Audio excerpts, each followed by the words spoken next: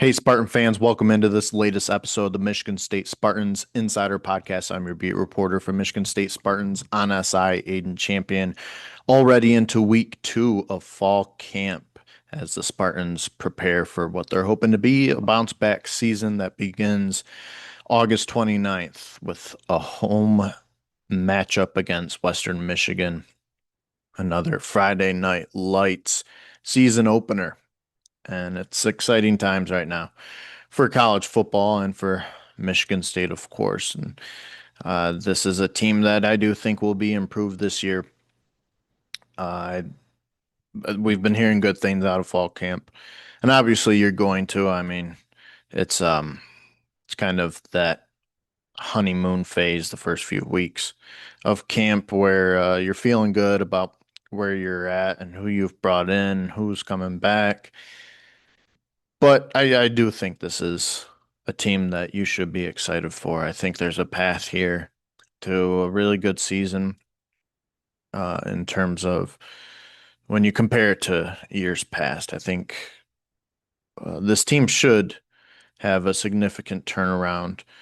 I had projected 8 wins for this team. I'm still standing by that. Regardless, I think the bare minimum is a bowl game. You got to make a bowl game, and I think they will. And I think you've got a really great path to that, especially if you can start things out on the right foot. Take advantage of those first 3 home games.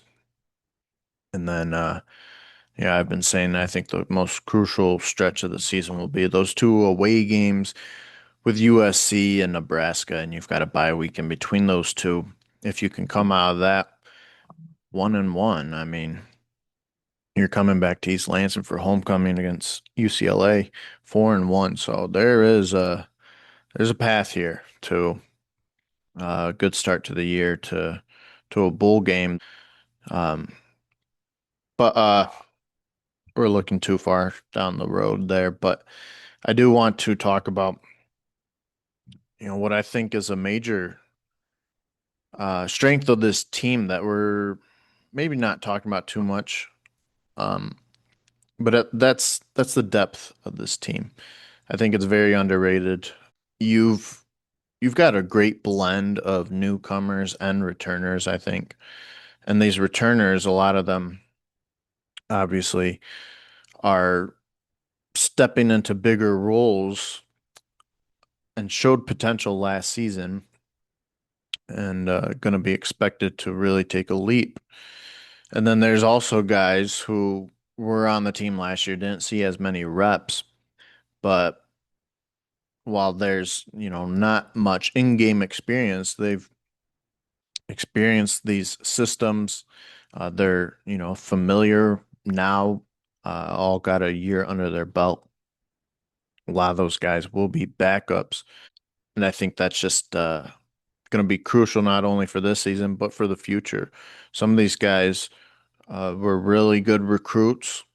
And then, like I said, didn't see much action last season. And you got to start getting them into the mix if you want to develop them and be able to have them be a part of the future of this program. Because, second year players, you get to the point where, um, if you're not playing them as much, that's when you see a lot of transfers, a lot of players transfer out, and you want to be able to hold on to them, and so you got to kind of find that balance, right? Of how do you mix them in when there's not that much experience there.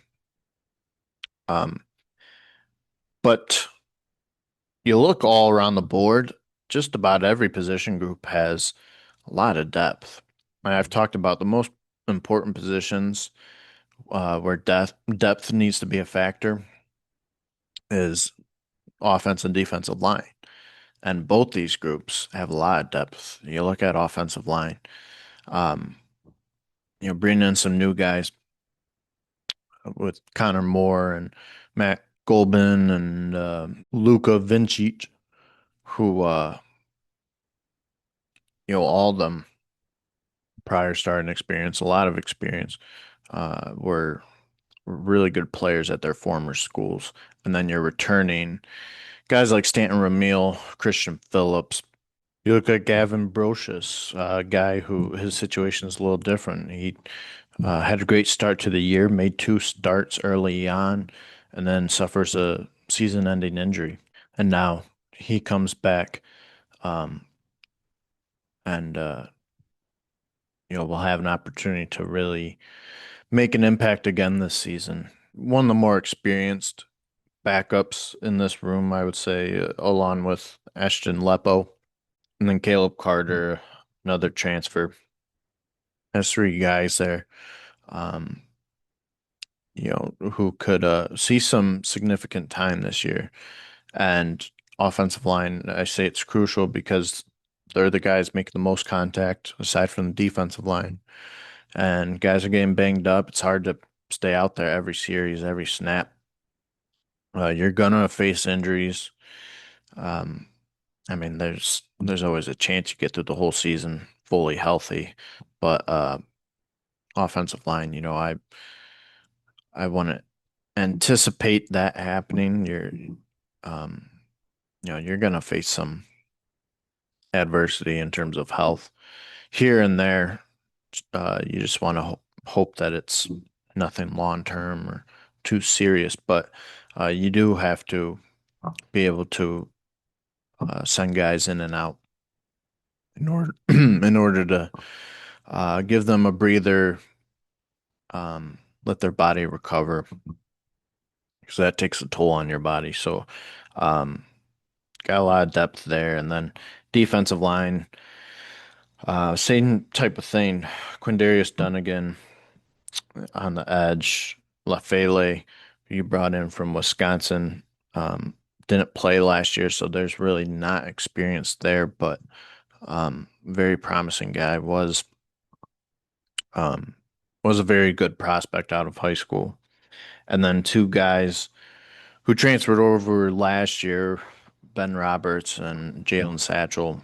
Another example, those two guys, uh, players who saw some snaps last year, but expected to really, step into a more significant role and prove themselves. And right now, fall camp, that's the time to do it. But you can lean on them as well in that room uh, if you need to. And then linebacker, I'd say this one you're maybe a little more slim at, but I do like the guys at second string, Brady Pretzloff and Polium. Um, Same type of deal, young guys, not as much experience, but there's some high potential there. Um, if you're able to get them some reps, it's going to be crucial that you're able to develop these two because they will be the future of this linebacker room if they both stay um, after this season. And then secondary, you've got a lot of depth there, and that's going to be crucial because we saw how much, um, how many injuries that group suffered last year, um, especially early on, and it really defensive, the set the defense back as a whole. And it's important that you're stocked up in that department, and they certainly are. Najee Burt transfer, and then um, Armorian Smith bringing him back, Andrew Brinson, um, and then some other guys, and that's that's going to be big that you're able to. I think there's going to be a lot of competition in that room. Jonathan Smith said that's one they're looking at where they don't necessarily have set starters yet. Um, it's a lot of competition, and any one of the guys in that room has a shot at seeing some impactful snaps. So it's big that you've got enough bodies in that room where you can create, valuable competition in fall camp. Um, and then guys that can step in if you run into injuries. But overall, I think You gotta really like the depth that you have with this team, even at quarterback, Alessio behind Aiden Childs. Everyone's been so high on Alessio, and um, they trust that he can be a guy who can step in if need be. And so, even though it's a it's another guy with hardly any experience at this level, someone you're hoping to have in your back pocket if you need to call on him. And like I said, they're all high on him and believe that he can do that if he needs to. So, um, I would say that's kind of the same case for a lot of guys. And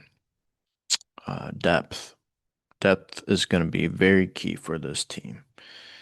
Um, which again, I don't think it's something we're necessarily talking about enough, but at the same time, I think part of that is because